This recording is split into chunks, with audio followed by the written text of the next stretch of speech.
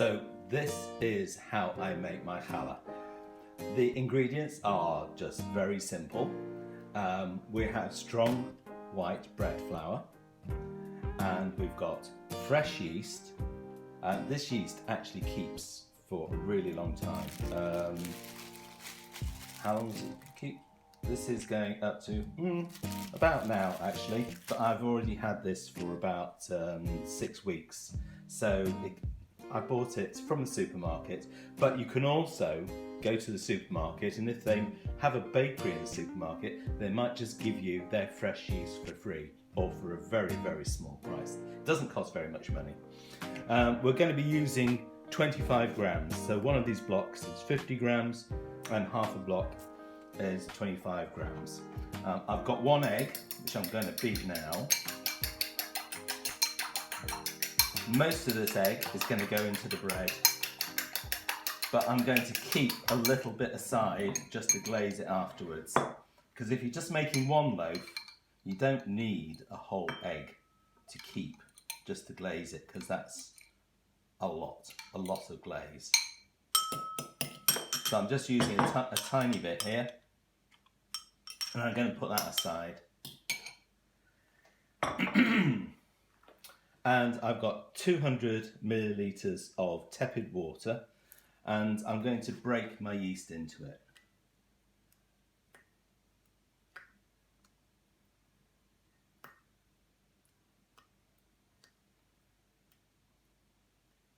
And that's just going to soften up the yeast and make it into a bit of a sludge. And apart from that, my ingredients are, I've got about 2 tablespoons of sunflower oil. You could use rapeseed oil. You don't really want to use olive oil unless you're making something like a focaccia, because it gives a flavour to it. And for challah, you could use it, but a more mild oil is better. I've got 2 heaped teaspoons of salt. I know it sounds a lot, but this is a very large loaf. And I've got 3 teaspoons of sugar as well. So the flour we're going to use is 500 grams, and that's what we're going to measure out now. Yeah. So this is quite a big loaf.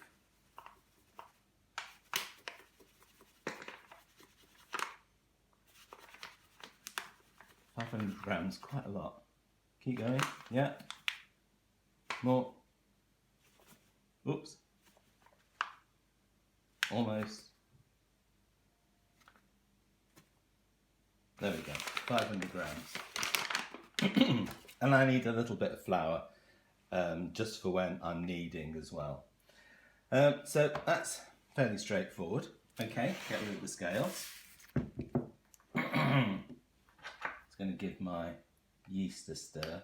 You can leave that sitting there for ages, actually. You can see how it's gone quite sludgy already.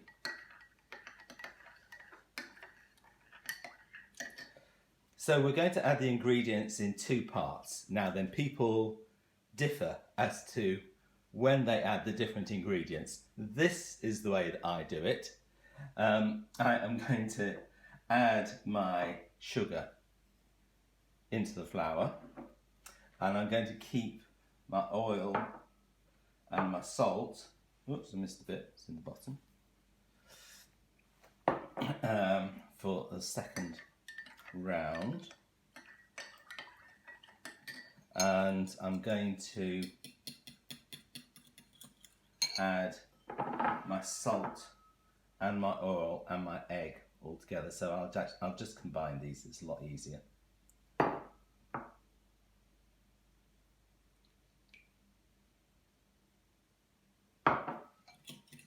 Just mix that up ready. And get that out of the way. And I'm going to distribute the sugar around in there a bit. Actually, I should have taken my watch off. I'm going to take my watch off now, because you get flour and dough all over your watch. Okay. And in we go. Make sure all the yeast comes out.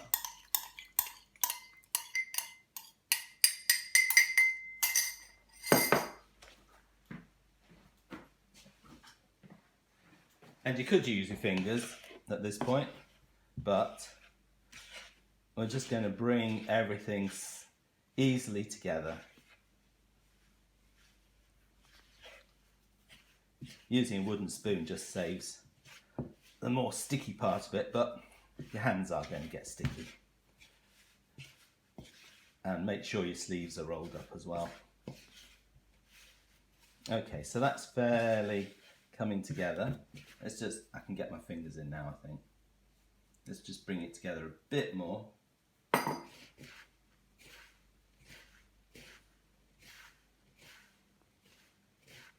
That'll do. And now I'm going to add this in. So that's my egg and my salt and my oil all going in.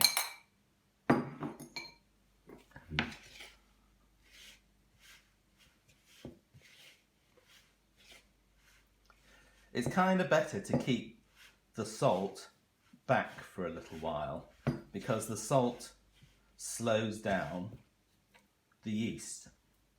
So you don't really want it coming into contact with the yeast immediately.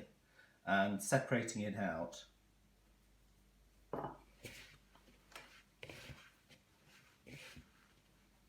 just means that you've got the flavour enhancing of the salt, and you've got a little bit of the slowing down process, because you do want a little bit of the slowing down process, but not a lot.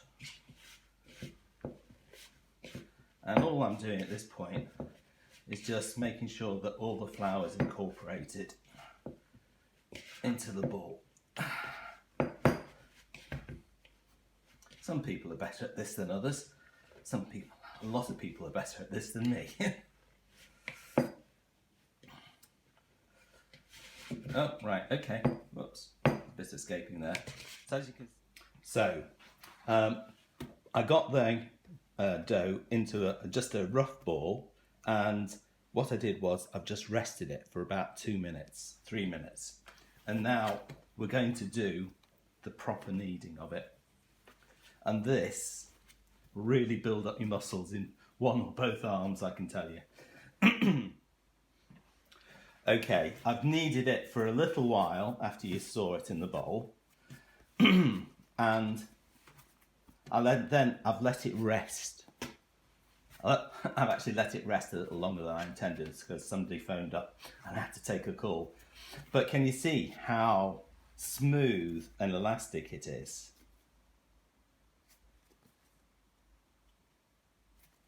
And pulling it out like that is really what we want. We want to pull it out.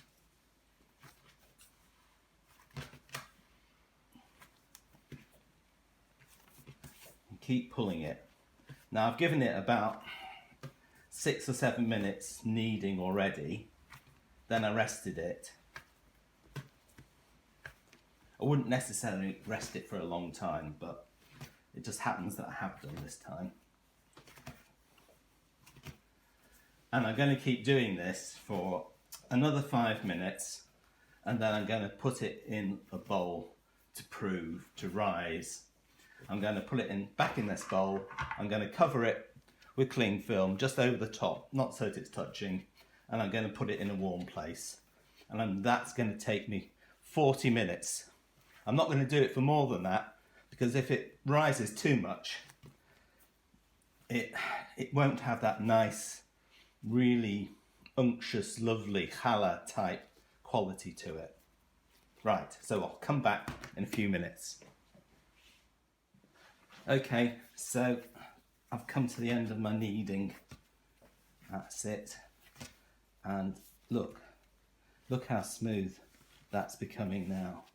So now this is where that pushing, making a skin across the top of the dough comes in.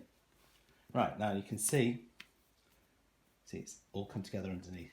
You can see how big that is compared to my hands. I've cleaned out my bowl, and the way I cleaned it out was I just used my fingertips just to scrape off the dried flour and dough there. It's a lot easier to do that than put it in the sink and try and scrub it off with a sponge, I can tell you. And in it goes put this over here and whoops, there we go, that's the size of it. And we're going to see what it looks like after it's proved for 40 minutes. And that's going in a warm place. It's actually going in my airing cupboard. I'm lucky to have an airing cupboard at the moment, which I won't always have, but we'll see you in a few minutes. Right, now then, it's proved for 40 minutes and it's doubled in size. So, just get it out. See, it comes out nice and clean. And you can see if I hold it in my hands, you can't see my hands at all. So, you know it's doubled in size. So now then, I'm going to do a very simple 3-plait challah. And to do that, I'm just going to knock it down like that, so that I can cut it into 3 pieces. And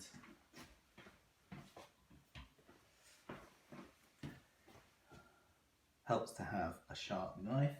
I'm going to, let me see, 1, 2, oh, that's not even, is it? That's a bit better. Right.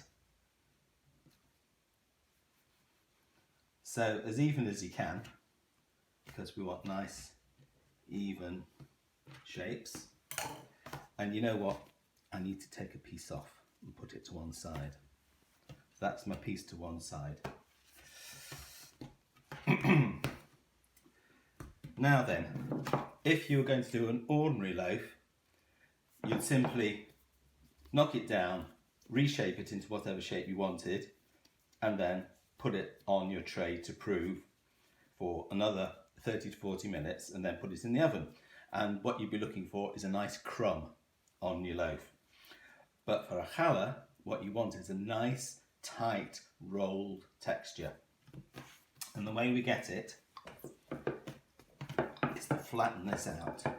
You can hear me squeezing all the gas, all the carbon dioxide from the yeast. There's still a lot of life in there. I have made challah with dried yeast, and I have to say that when you make it with fresh yeast, I prefer the rise and the texture and the flavour. I think it makes a huge difference, and I wouldn't go back to using dried yeast for challah at all.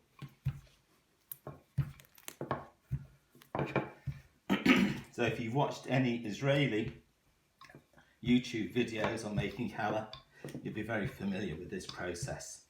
But if you've only made challah like ordinary bread before and just plaited it, then this is something new to you. Try and get it nice and even.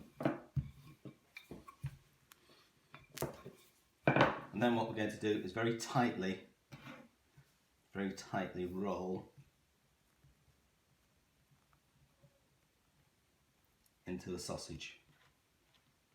Okay, I'm going to put that to one side. I'm going to do the next one exactly the same. A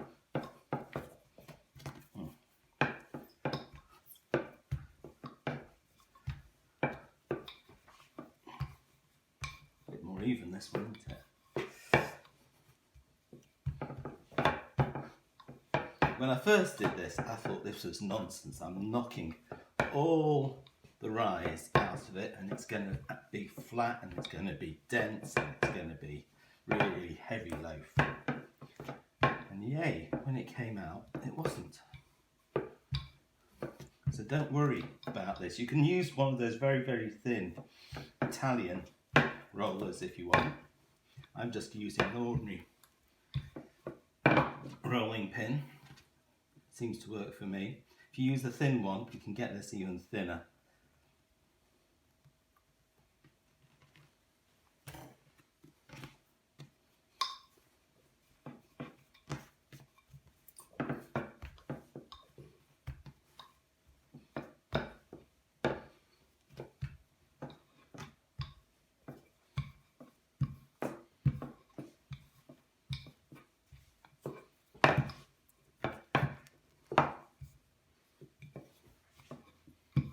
course, at the moment, everybody is baking like mad, aren't they? And who the heck is eating it? I don't know. But I think you've got to do your 10,000 steps a day if you're eating all the baking that's been going on. Roll, roll, roll, roll, roll, roll, roll, roll, roll.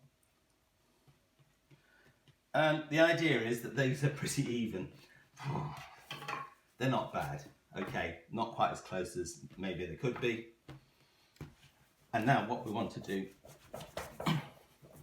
I tend to use the edge of my hand to stretch it out. And we want it to taper towards the end a bit. We don't want it too thin. But this is quite a big loaf. And if you wobble it like that, it does tend to. That's not bad. Quite like that. And put that to one side. And the idea is to get these all the same. Again, some people are a lot better at it than me.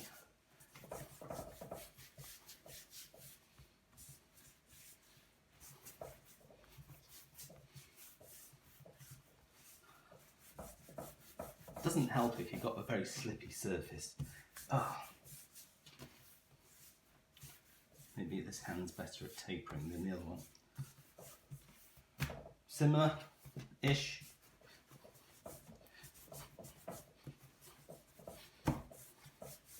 Make sure that your ends are really tapered so you get that nice plump bit in the middle of your challah.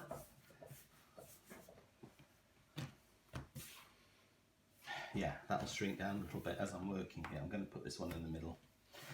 And doing a 3-plait challah is the simplest one.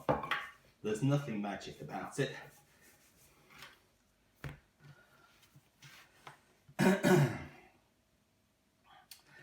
And what I do, you'll see that doing a 4-plait challah or even more plaits, you tend to push those down there and work that way along. I tend to work, have I done this right, from the middle, tuck that underneath, turn it around,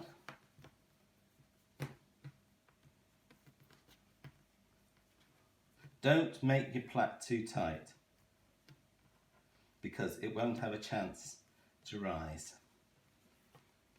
Tuck it underneath so that it's nice. You can just roll that round there, push it down. And we're not going to glaze it just yet. Going to put it on the tray. Going to put cling film or your damp tea towel. If you don't like using plastic, use a damp tea towel. I haven't quite got out of the habit of not using plastic yet. We're cutting down, haven't quite got there. So that's my challah ready to do its second proof for another 30 to 40 minutes. So I'm going to put these at, if you can actually prove it for longer. The challah I made 2 weeks ago, I actually had to go out, I had an appointment, so I stuck it in the fridge. It still rose, it was very nice, it just took longer to do, that was all. Okay, so we'll come back when that's ready to glaze. Well, you can hear that the oven's just reached temperature with that beep. And here's the challah. It's been rising for 30 minutes now. And I'm just going to gently, because I don't want to break the skin of the bread. There you are. Take it off. And all that's left to do now is to glaze it and put some sesame seeds on, or poppy seeds if you prefer. So I've got my little bit of egg and I've let it down a little bit with a tiny bit of water. It doesn't need to be solid egg. In fact, it makes it a lot easier to glaze if it's got a little bit of water in it.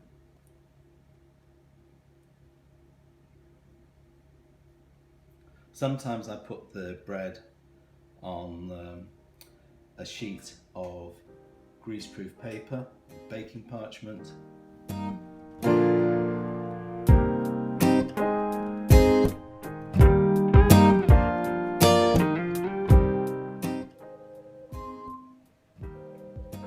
Well, Well, that's 25 minutes.